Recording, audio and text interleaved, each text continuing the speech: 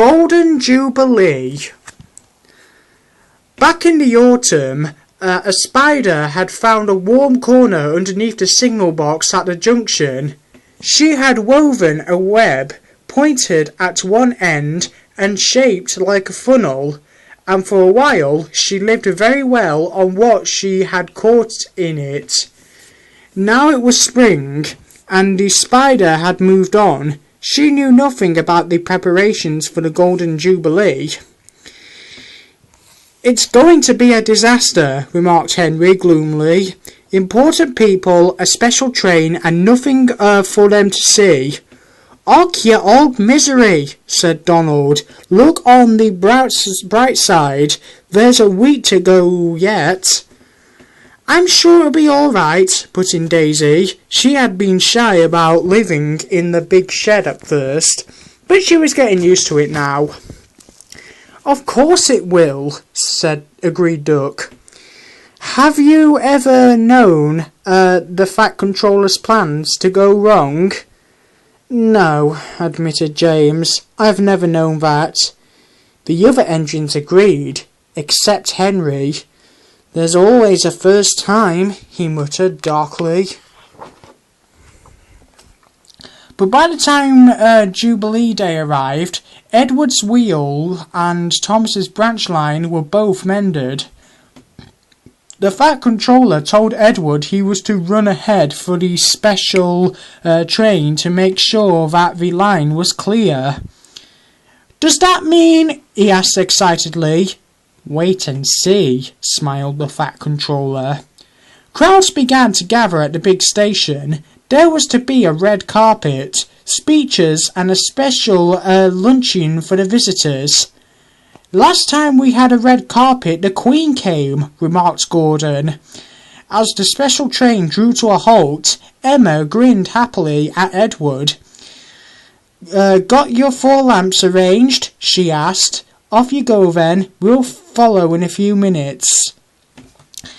At the junction, a breeze blew into the room beneath the signal box. It wafted the old spider's web between two electrical contacts. At once, everything in the signal box stopped working. Signals went to danger. Points could not be moved. "Now what?" exclaimed the signalman. "There's a royal train due in 5 minutes."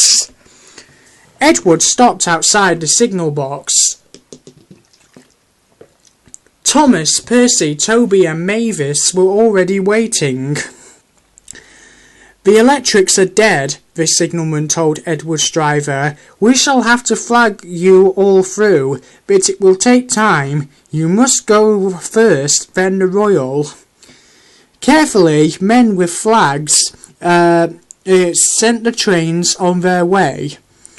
Edward went first with a letter for the Fat Controller, telling him what had happened. Pip and Emma were next. Finally, Thomas and the branch line engines were allowed through. At the big station, the crowd was now enormous. The Fat Controller looked impatiently at his watch. Gordon, Henry and James had got to the best places at the platform. "We shall see everything from here," said James happily. "If there's nothing to see," grumbled Henry. Just then they heard a whistle. "That's Edward," said Gordon. "He's had a wasted journey, poor engine. But we know Gordon was wrong, don't we?" Pip and Emma soon drew in, and on the red carpet stepped a royal personage.